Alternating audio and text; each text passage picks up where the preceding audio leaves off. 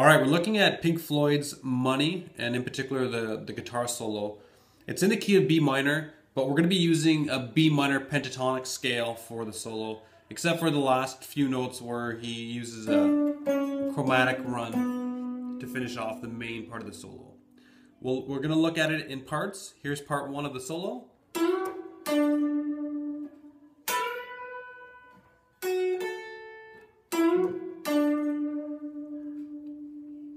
So we're going to start this piece by doing a full step bend here on 9, and we're going to cut it at the peak of the bend. Okay, we're going to cut it with your right hand. You're going to touch the string with a finger or a thumb, and then we're going to hit 7 on the G string and give it a good vibrato there. The next part is a unison bend here. We're going to bend 10th fret B string, but we're also going to have our index finger on the 7th fret high E string at the same time. We're going to bend the B string and we're going to hit the high E string at the same time.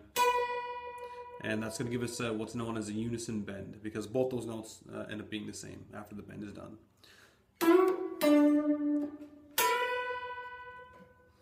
Then we're going to alternate pick 7 to 10 on the B string. Make sure you alternate pick it.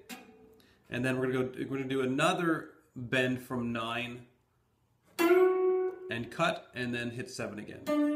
So just to recap.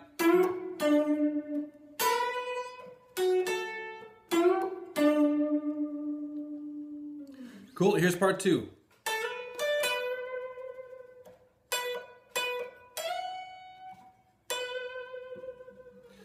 Okay, part 2 starts with a slide from 10 to 12 on the B string.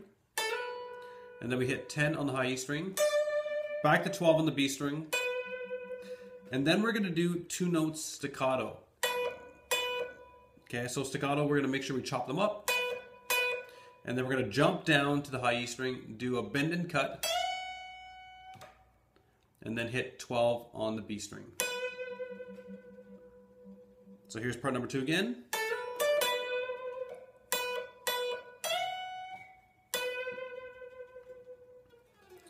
Okay, part number 3.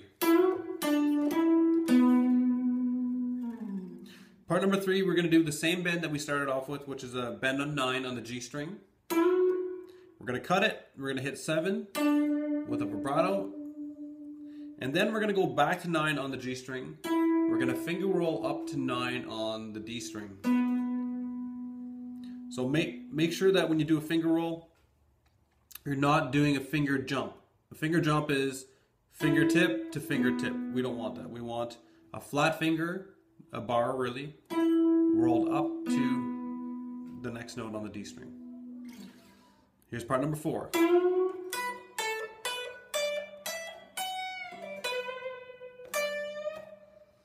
Okay, part number 4 starts with a bend here on the G string again. We're going to bend and cut it. Then we're going to jump all the way to the high E string on 7. We're going to hit the B string 10, B string 12, high E string 10, high E string 12. We're going to do a pre-bend, and we're going to release, pull off. And we're going to pull off, and we're going to hit 12 on the B string. So just a quick recap.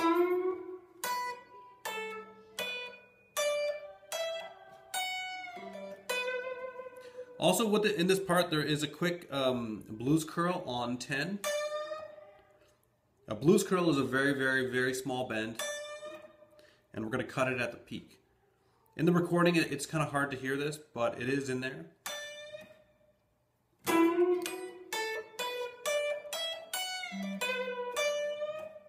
Cool. Part number 5, we start with a big bend on 12. Hit 10 on the high E string. 12 on the high E string, finger roll up to 12 on the B string, 10 on the B string. We're going to slide from 11 to 9 on the G string, hit 7 on the G string, and then we're going to hit 9 on the D string, 7 on the D string. We're going to slide from 9 to 7 on the A string, and then we're going to hit 5 on the A string, and then finally we're going to end on the root on 7 on the low E string. So just to show you how that part works.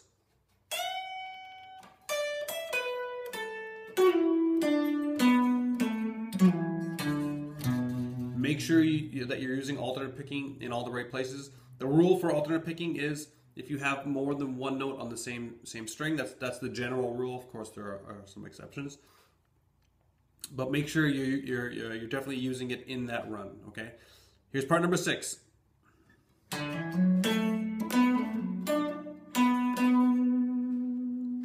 Okay, part number 6, we're going to start the climb kind of halfway back to what we just descended on. So we're going to do a hammer-on from 5 to 7, and then we're going to slide over to 9 on the A string. Okay, so it's a one-pick combination. We do the hammer-on, and then we slide. And then we're going to hit 7 on the D string.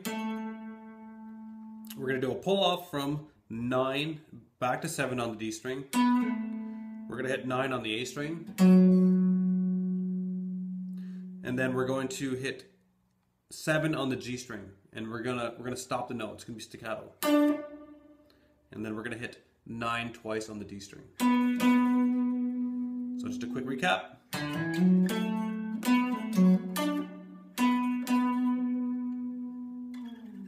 Cool. Part number 7.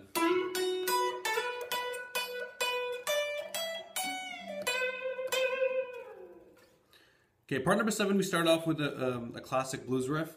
We're going to bend and cut 9 again on the G string, and then we're going to hit 7 on the B string, 7 on the high E string. We're going to slide from 10 to 12. We're going to hit 12 4 times. We're going to hit 10 on the high E string, 12 on the high E string, and then we're going to bend, release, pull off, and hit 12 twice.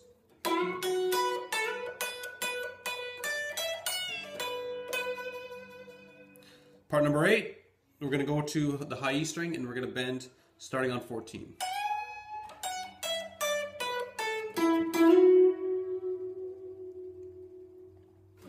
So high E string 14, do a bend there, a full step. We hit 14 back in the natural position.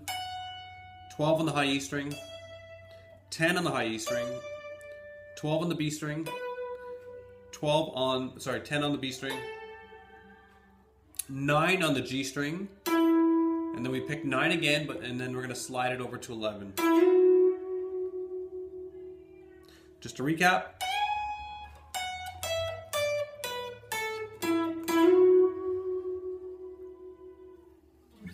Okay, and the very last part of the main solo is this.